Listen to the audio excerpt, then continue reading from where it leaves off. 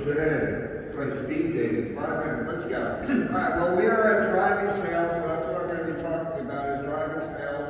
And I'm specifically focusing on dominating and serving two very profitable markets that we have in our community, and that is through the method of owning and starting your own lease here, pay here business.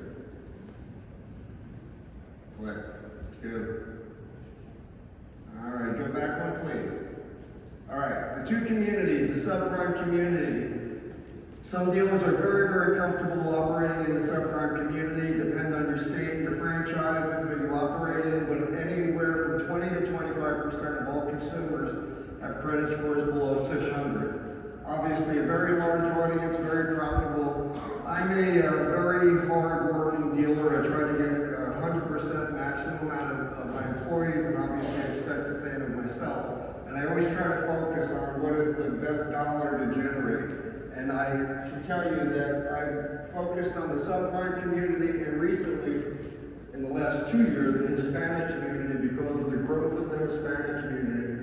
And I think between most of us in the room, you'll probably find that you have a very large growing Hispanic population and a very large subprime. Why having your own lease here, pay here business serves these communities? And most people associate your own finance company with buy here, pay here. While buy here, pay here does serve the market, the only thing that's similar in buy here, pay here is that I'm making an intentional decision of lending my money to somebody, and that is really the only decision. And I'm sure this will come up later. It's not necessarily my money to lend. We have resources to have that money come to be lent. But the differences are, with a lease here, pay here operation, you don't need any additional location, don't need any additional inventory, no additional staff. I mean, virtually no additional staff, because this is bolted on within the infrastructure of your dealership. And as I said, I don't want to knock the buy here, pay here industry.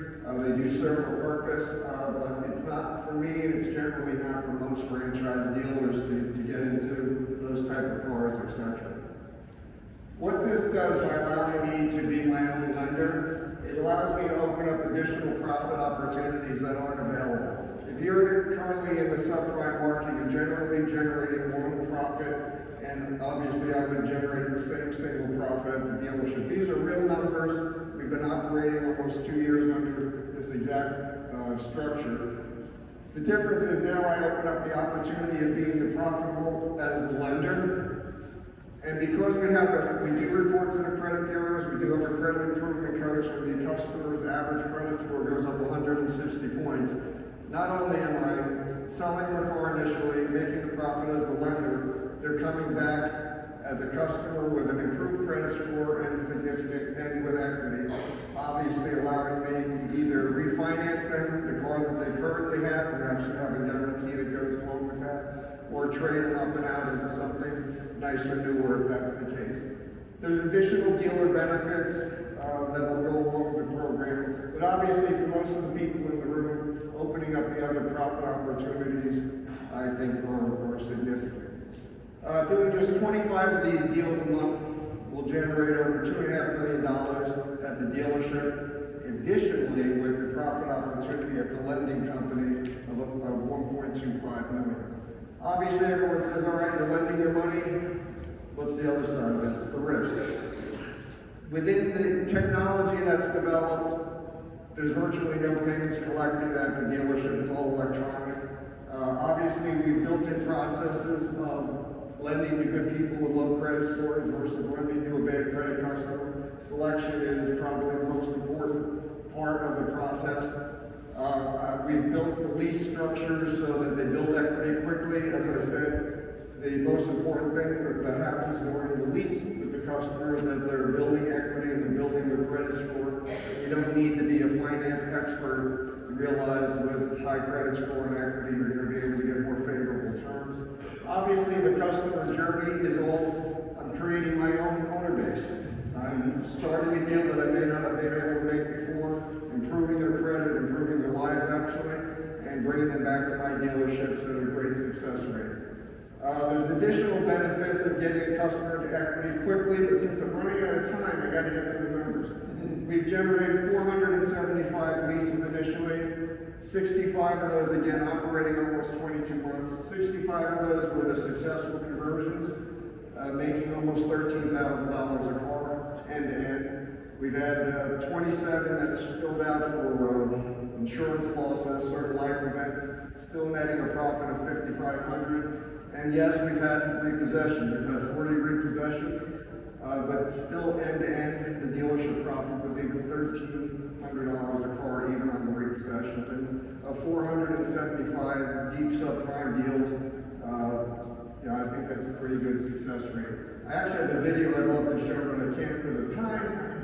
But it's of an Hispanic family that not only got a car, but they came in to invite us to their housewarming because they're now got a home because they improved credit. So there's quite a bit of win-win at the dealership. Obviously, I think the math conveys the wins at the dealership. But I always say I love to dominate and serve my community, and serving my community is very important to me.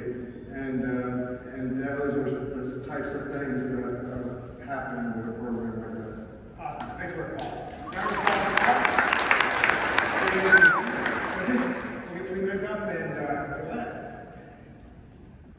Given the nature of lending and taking on that arm of the business, do you take on any additional liability in regards to information security and more specifically the FTC safeguard that's just been released? Obviously, in 5 minutes, you have to really shortcut things. So yes, the technology has all of the infrastructure built in for everything that you just mentioned, as far as all the privacy protections, the disclosures of people that we don't approve. That's one of the things I want to also convey. Just because you start something like this, I still choose which subprime borrowers I want in my portfolio. And I have my box and my criteria, and that's one of the things that, we would suggest is that you deal and develop theirs. Because I still have subprime business that's outside of my own lease portfolio. So it's not an all or nothing proposition. It's a selection proposition. Who sets the residuals and terms, and you get to set all that? I set it all. That's the beauty of the program. I'm a Kia dealer. One of my franchises, I'm having 50 Kias and 20 Kia Souls coming in this month. I was able to tailor a program specifically for those cars at whatever rates and residuals I want. Obviously, with my program of bringing customers back, I project I'll have 0 customers at the end of the term. 0 people will go, if it's a 48-month lease, we get to the 48th month. Their motivation is the same as mine, which is why it's different than any subprime lender. I actually want you to finance at lower rates and terms as fast as possible because you're coming back to me. So I project to have 0 actually get to the end. I may have 1 or 2, but the residuals are set. I'm very comfortable with it. And again, the lower the residuals, legally you can only go down to a certain point anyway to be compliant as a lease lender. So the residuals are so conservative, I'm not concerned about that. But that equals the higher payment is what gets the customer in equity. And that was one of the slides I had that passed through. Do you have a separate DMS or software platform specifically for this? Yes. My managers, that's the cool part about it. My managers is just another lender. They just have a different lender that they're using, that they know what our box is that we're going to be. They submit it, we have an approval process with it. So they are selling the car to my leasing company, who does have its own separate infrastructure, accounting, software that goes along with that. So yes. What kind of overhead comes with that additional software? Okay, well, personnel, we collected $260,000 last month, with 2 people making $20 an hour. The automation, and I do have one of my managers that supervises it, but the automation makes the dollars and cents very, very inexpensive. Yeah, there's cost of technology and some infrastructure costs, but minimal compared to the amount of money something can generate. Do you just have a small 3, 4, 5 people theoretically touching that? Yes, very small. Well, my F&I managers deliver the car, just like they would go into a DMS and deliver a car through that F&I, so they are obviously trained to how to go into my the leasing company software and actually process the lease and the paperwork. So short of that, it's just for them delivering a car through a different lender, that's all. Very good. Great. Thank you, Paul. Great work. Round of applause. Very good. You did a good job up here. Excellent. All right, next up, we've got Sean. It's a money idea. Oh, okay, are those grosses per unit? I think you can operate. I mean, I floated a few words there. No, thank you, I appreciate it. Drinks are not on me. Drinks are on Jared.